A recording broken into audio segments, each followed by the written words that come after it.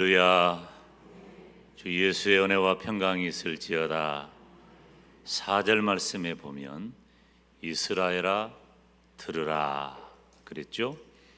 또 3절에 보니까 이스라엘아 듣고 삼가 그것을 행하라고 했어요.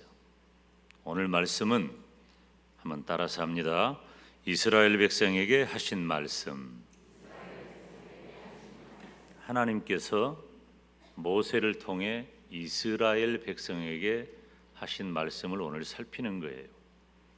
지금 우리가 신명기를 봤잖아요. 이 신명기라는 말이 무슨 뜻이냐면 하나님의 계명을 더 자세히 알기 쉽게 설명해 주는 책, 그런 뜻입니다. 그러니까 이 신명기는 이제 이스라엘 백성들이 가나안 땅에 들어가야 되잖아요. 이제 금방 들어갑니다. 광야 40년 세월이 다 끝나고 또 모세가 죽고 가나안 땅에 들어가게 됩니다. 가나안 입성을 앞두고 하나님께서 이미 이스라엘 백성에게 주셨던 그 율법을 재교육하는 거예요. 재교육하는 거예요. 하나님께서 모세를 통해서 지나온 광야 40년 세월 동안 하나님의 계명을 따라 살았던 이스라엘 백성들이 가나안 땅에 들어가면 하나님의 백성으로서 어떻게 살아야 할까? 그 내용을 다시 가르치는 겁니다. 삶에 대한 거예요. 여러분, 계명은 구원이 아닙니다. 우리가 계명을 지키고 행함으로 구원받을 수 있다면 이 세상에 구원받을 사람은 아무도 없어요. 다 죽어야 됩니다. 계명은 무엇이냐? 구원받은 하나님의 사람이 어떻게 살아야 할 것이냐, 그 좌표를 제시해 주는 거예요. 기준점을 제시해 주는 거죠. 적어도 예수님을 믿고 구원받아 천국 갈 사람이라면 이렇게 살아야 한다. 삶의 내용을 말씀하는 겁니다. 제가 늘 말씀을 드리지만 이스라엘은 민족 교회요, 국가 교회입니다. 그래서 이스라엘을 보면은 교회를 알 수 있고 이스라엘을 보면은 성도를 알 수 있어요. 이스라엘 백성에게 하신 말씀은 바로 시간과 공간을 초월해서 이 시대를 살아가는 영적인 이스라엘인 성도와 교회에게 하신 말씀이에요. 그러니까 지금부터 3,500년 전에 신명기가 기록될 이 당시 시간과 공간이 지금은 전혀 다른 세계잖아요. 우리는 그때의 물질과 문명, 문화를 이해할 수 없어요. 알기도 어렵고, 물론 학문을 통해서 좀 전해지긴 합니다만은 온전히 이해하기는 어렵습니다. 그럼에도 불구하고 3,500년 전 모세를 통해 주셨던 그 말씀이 시간과 공간을 초월해서 3,500년 전에는 이스라엘 백성에게 주신 말씀이지만 지금은 이 말씀이 영적인 이스라엘 된 저와 여러분에게 주신 말씀이라는 것입니다. 오늘 이스라엘 백성에게 하신 말씀, 저와 여러분이 은혜 받으시기를 주님의 이름으로 축원합니다. 제가 주제를 몇 가지 뽑는데 3가지 정도로 주제를 뽑았어요. 근데 오늘은 2가지만 설교합니다. 시간이 조금 너무 늘어나서 한 가지는 나중에 또 하면 되니까 오늘 2가지 중에 첫째, 이스라엘 백성에게 하신 말씀은 따라서 합니다. 여호와를 사랑하라. 우리가 4절 5절 말씀 함께 읽어볼까요? 이스라엘아 들으라. 우리 하나님 여호와는 오직 하나인 여호와시니 너는 마음을 다하고 성품을 다하고 힘을 다하여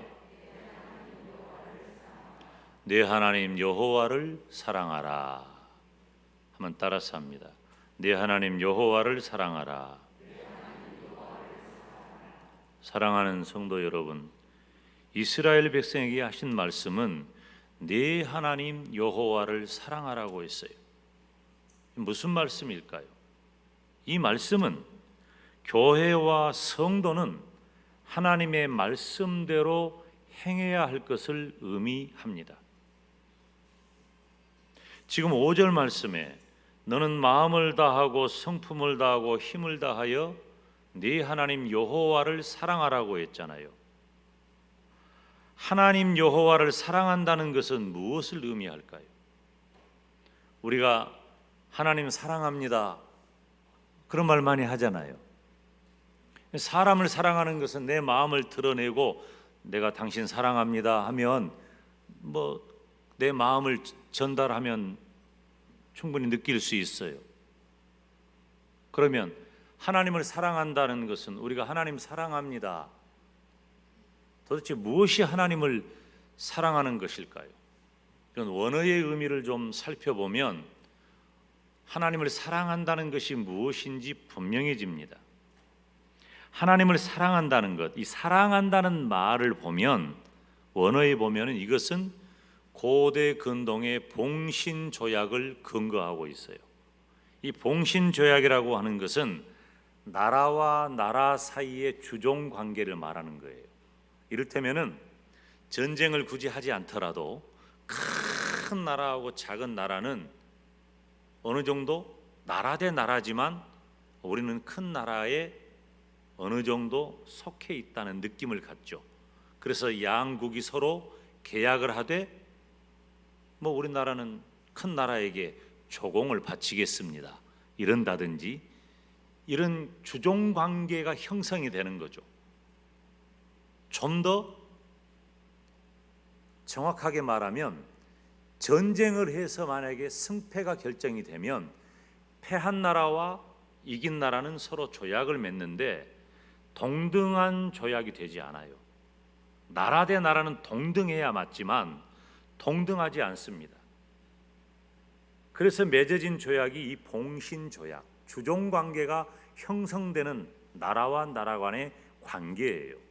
우리나라도 과거에 그런 경험 많이 있잖아요. 대체적으로 우리나라는 이 중국, 나라 이름이 여러 번 바뀐 그 중국 대륙과 그렇게 연관되어서 그런 조약이 많았고, 가장 가까이에는 우리가 을사늑약을 그런 조약이라고 이해하시면 됩니다. 그러니까 이렇게 봉신조약, 주종관계의 조약이 이루어질 때 사용하는 문구가 사랑한다는 단어예요. 단어의 의미가 그렇다는 겁니다. 그러면 사랑한다는 말은 원어적인 의미를 근거로 할 때 주종관계에서 내가 큰 나라, 힘이 센 나라, 우리가 전쟁에서 패했기 때문에 승리한 나라에 대해서는 내가 사랑한다는 것은 어떤 의미로 이해될까요? 충성을 요구받는 거예요. 동등한 계약이 아니에요. 나라와 나라 간의 계약이지만은 주종관계가 형성되어서 충성해라, 즉 쌍방 간의 계약 내용을 충실하게 이행해야 하는데 그것을 가리켜서 충성한다. 사랑한다는 말은 충성한다는 말이에요. 하나님을 사랑한다는 말은 하나님과 우리가 봉신조약 관계에 있으므로, 단어적인 의미입니다. 봉신조약 관계에 있어서 우리는 하나님께 충성하는 관계가 되었다는 겁니다. 그래서 우리가 하나님을 사랑한다는 것은 하나님께, 따라서 합시다, 하나님께 충성한다, 충성한다는 거예요. 그러면 충성이 뭘까요?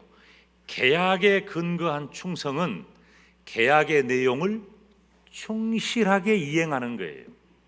만약에 계약을 해놓고 내가 사랑한다고 말했으면서도 그 계약을 충실히 이행하지 않으면 계약을 어긴 것이 되죠. 즉 충성하지 않는 거예요.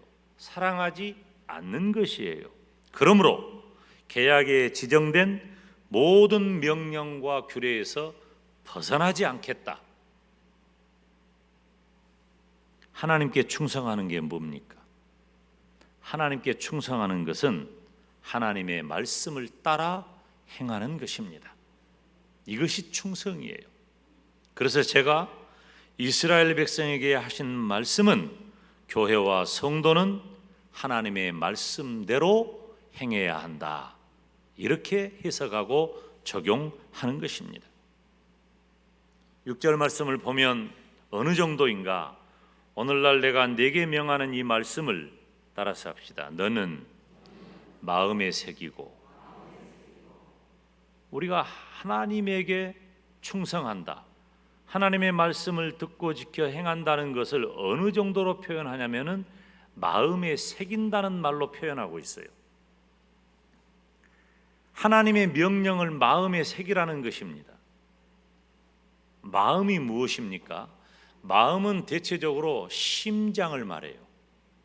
대체적으로. 이것도 물론 이 고대 근동의 사람들이 이 심장을 마음이 있는 곳, 영혼이 거하는 곳을 심장이라고 여겼어요. 그래서 단어를 살피는 게 상당히 중요하죠. 심장은 지금도 사람에게 가장 중요한 곳입니다. 가장 중요한 것. 우리가 찬양을 하거나 말씀을 듣거나 무언가를 이렇게 시도할 때 나도 모르게 이 가슴 위에 손이 얹어질 때가 있잖아요. 이 손이 얹어지는 곳이 여기가 바로 벌떡벌떡 뛰는 심장이 있는 곳이에요. 심장. 하나님의 명령을 너의 마음에 주었다.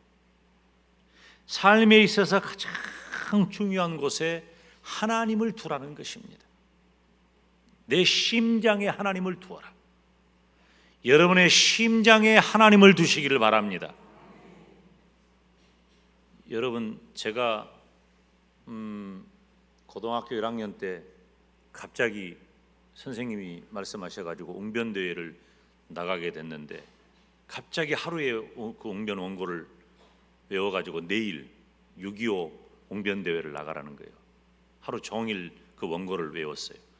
어떻게 외웠는지 모르지만 하여튼 그때는 외웠던 것 같아요.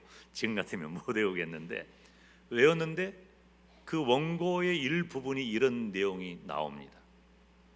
심장의 고동이 멈추어 인간의 생명이 다할 때까지 라는 대목이 나와요. 다른 건 잘 기억 안 나는데, 사람의 죽음은 심장에 있어요. 의사가 사망 판정을 할 때 뇌 기능이 상당 부분 정지되었어도 뇌사 판정을 내릴지언정 사망 선고를 하지 않습니다. 의사가 사망을 선고한 것은 이 벌떡벌떡 뛰는 심장이 멈추었을 때 사망 선고를 하는 거예요. 그래서 사람이 심정지 상태가 오면 무엇하기 위해 애를 써요? 이 심장에 펌핑을 해서 다시 심장을 뛰게 하는 거예요.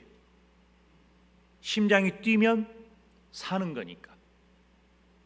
심장은 생명이에요. 사랑하는 여러분, 저와 여러분의 인생을 하나님께 두고 그 하나님을 내 심장에 두시기를 축원합니다. 그런데 이 하나님의 말씀을 바로 그 심장에 새기라고 했어요.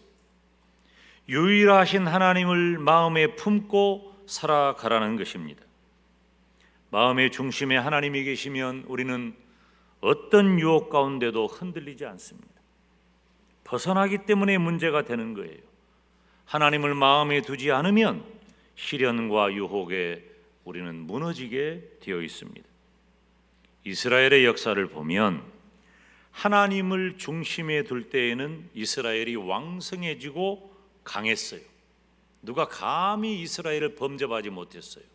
그래서 이스라엘은 작은 나라지만 주변에 있는 여러 국가가 조공을 바치며 아까 언급했던 봉신조약 관계에서 우위를 점하게 된 겁니다. 그런데 하나님을 온전히 섬기지 못할 때는 벌써 다른 나라들이 무시하는 거예요. 다른 나라들이 무시하니까 많은 침략을 받게 되고 괴로움을 경험합니다. 하나님을 마음에 품고 살아라. 이것은 하나님의 말씀을 따라 행하는 것입니다. 가나안 입성을 앞둔 이스라엘 백성에게 하나님께서 하신 말씀, 하나님의 말씀을 따라 행해라. 교회와 성도는 하나님의 말씀대로 행하시기를 주님의 이름으로 축원합니다. 이스라엘 백성에게 하신 말씀, 첫째, 하나님의 말씀대로 행해라. 두 번째, 내게 명하는 말씀을 네 자녀에게 부지런히 가르치라 했습니다. 우리가 6절, 7절 말씀을 함께 읽습니다. 오늘날 내가 내게 명하는 이 말씀을 너는 마음에 새기고 내 자녀에게 부지런히 가르치며 집에 앉았을 때이든지 길에 행할 때이든지 누웠을 때이든지 일어날 때이든지 이 말씀을 강론할 것이며. 아멘. 사랑하는 성도 여러분, 하나님께서 모세를 통해 이스라엘 백성에게 하신 말씀은 교회와 성도는 하나님의 말씀을 가르쳐야 한다는 것입니다. 첫째는 하나님의 말씀대로 내가 행하고, 두 번째는 하나님의 말씀을 가르쳐라. 그냥 되는 게 아니에요. 자녀에게 가르치라는 것입니다. 여기 오늘 말씀을 보니까 내 자녀에게 부지런히 가르치며 그랬죠. 부지런히 가르친다는 말은 마음에 새긴다는 말이에요. 반복해서 가르친다는 거예요. 여러분, 반복한다는 게 너무 중요합니다.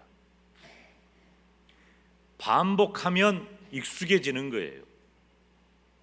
공부를 잘하는 학생은 물론 이해하고 습득하는 능력이 뛰어난 것도 있지만은 반복 학습의 효과가 큰 거예요.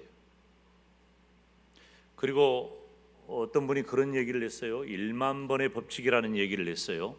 사람이 무엇이든지 어떤 것에 대해서 1만 번 정도를 반복하면 그 분야에 대해서 전문가나 최고가 된다. 여러분은 무엇을 만 번 이상 하셨어요? 10,000번 이상 한 것은 어느 정도 경지에 도달한 사람이 되는 겁니다. 반복이 중요해요. 하나님의 말씀을 반복해서 내 자녀들에게 가르치라는 거죠. 이 부지런히 가르친다는 말의 또 다른 의미는 찔러 넣다 하는 의미예요. 따라서 합시다. 찔러 넣다. 원래 가르친다는 말은 날카롭게 하다는 말입니다. 다시 말하면은 반복하여 가르쳐서 내 자녀의 의식을 날카롭게 해라. 무뎌지지 않게 하라는 겁니다. 우리는 다 무뎌집니다. 무뎌지기 때문에 반복해서 가르쳐서 그것은 무뎌지지 않도록 날카롭게 만들라는 거예요. 나는 하나님의 백성이다. 나는 하나님의 사람이다. 하나님의 사람답게 이렇게 살아야 한다. 무뎌지지 아니하고 날카로운 믿음을 가지라는 것입니다. 네 자녀에게 부지런히 가르치라는 것은 너는 내 자녀에게 되풀이해서 말하라는 뜻입니다. 가정과 교회는 하나님의 말씀을 잘 가르쳐야 합니다. 우리는 자녀를 교육함에 있어서 대체적으로 세상적인 지식을 많이 생각합니다. 어떻게 하면 내 아이를 머리를 좋게 하고 지능이 좋은 아이로 기를 것인가? 온갖 방법을 다 동원하죠. 여러 가지 학습 교재 교구가 얼마나 좋은 것이 많은지 몰라요. 그런데 과거에 우리가 몇 년 전만 해도 중국의 예를 들면서, 중국은 지극히 심한 산화 제한을 했기 때문에 인구수가 너무 많으니까 아이를 한 명만 낳게 했어요. 한 명만. 그러니까 할아버지, 할머니, 외할아버지, 외할머니에게 각각 한 명의 아들이나 딸만 있어요. 2명은 없어. 이게 중국이 아주 엄격하게 제한을 했어요.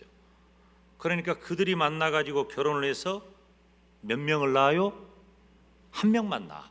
그러니까 할아버지, 할머니, 외할아버지, 외할머니, 아빠, 엄마 사이에 한 명 있는 거예요. 얼마나 이쁘고 귀하겠어요. 그래서 어떤 말이 나왔냐면은 버릇없는 아이라는 말이 나온 거예요. 그 아주 중국 사회에 큰 문제가 되었는데 그것이 이제 남의 나라 얘기가 아니라 우리 얘기가 된 거예요. 우리들도 시간이 지나면서 점점 할아버지, 할머니, 외할아버지, 외할머니, 아빠, 엄마 한 집에 한 명만 나니까 지금 당장은 아니더라도 그리고 그 집에 하나가 있든지 없든지 아이를 안 낳으려고 그러니까 김 목사가 신방하면서 젊은 가정에게 하나 더 낳아, 다른 건 다 하면 안 돼, 아들 하나 더 낳아. 내가 그것이 못할 말이요? 왜 고개를 돌려? 딸 하나 더 낳아. 그건 대답을 안 하네. 안 낳으려고 그래요. 둘도 낳고 셋도 낳고 넷도 낳고 갈수록 대답하기 힘들어진, 그전에는 이렇게 하면 막 아멘 했거든요. 여러분들도 벌써 눈치만 보고 있잖아. 어느 대목에서 아멘을 해야 할 것인가. 수가 점점 늘어나. 그러니까 아이 하나가 너무 귀하잖아요. 그리고 사랑스럽잖아요. 나 보면 알아요. 나 보면 너무 사랑스럽고 귀하니까 그 아이를 위한 모든 장치를 다 해줍니다. 필요로 하는 모든 것. 그런데 가끔 보면 거의 다 세상적인 지식을 갖추는 데 집중해요. 물론 우리 교회 식구들 집에 신방을 해보면은 성경을 가르친다든지 기도를 가르친다든지 예배를 가르친다든지 하는 면이 있어서 너무 감사할 때도 있어요. 우리의 자녀들에게 중요한 것은 세상적인 지식뿐만 아니에요. 하나님의 말씀을 마음에 새기고 그 말씀을 따라 살도록 이끌어 주어야 합니다. 이것이 부모의 책임이에요. 다른 부모가 아니에요. 믿음 있는 부모의 책임이라는 것입니다.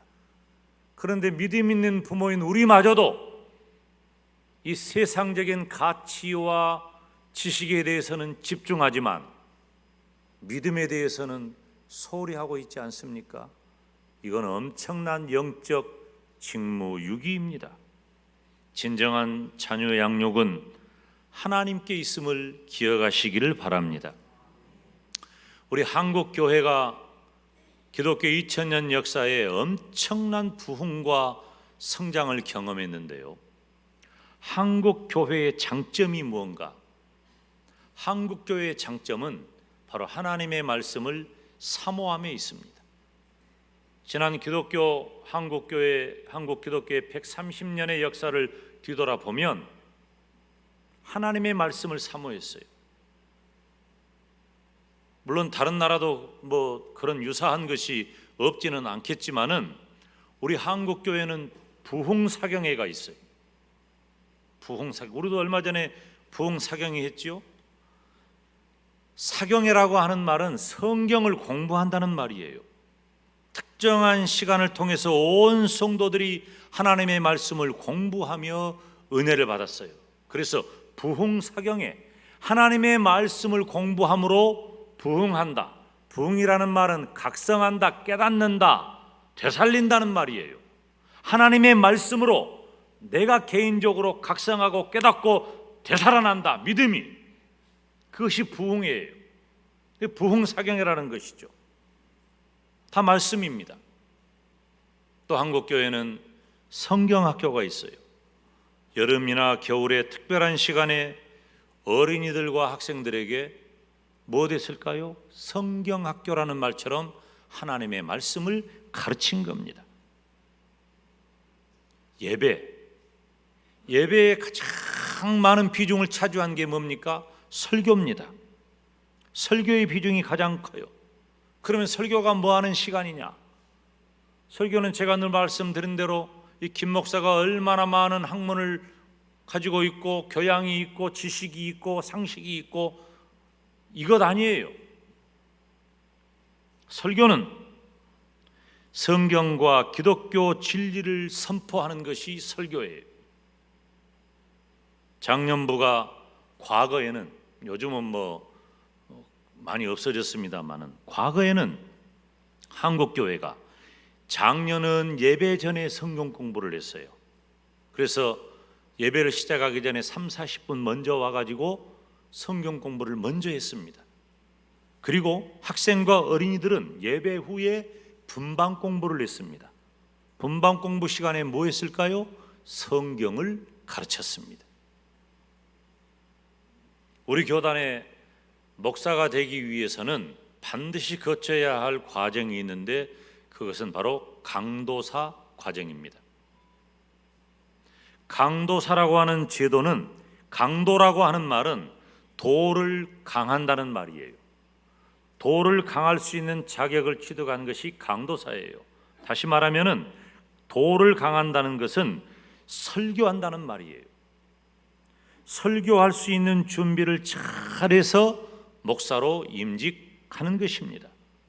이처럼 한국 교회와 특별히 우리 교단, 우리 교회는 이 CTS가 이 한국 기독교 130년 아카이브를 제작하면서 100년 이상 된 교회를 취재해 갔는데 우리 호남 지역에서는 우리 영광대교회가 첫 번째였어요.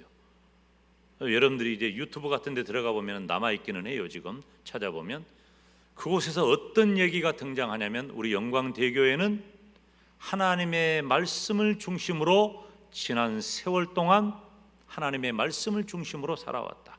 하나님의 말씀을 중심으로 교회를 지켜왔다. 이루어왔다. 따라서 합시다. 하나님의 말씀. 다른 것 아닙니다.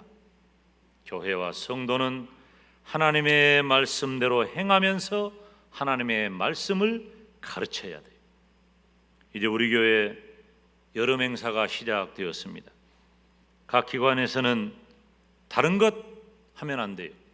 하나님의 말씀을 가르치기에 힘써야 합니다. 여러 가지 다양한 프로그램의 목표는 하나님의 말씀을 가르치는 데 있습니다.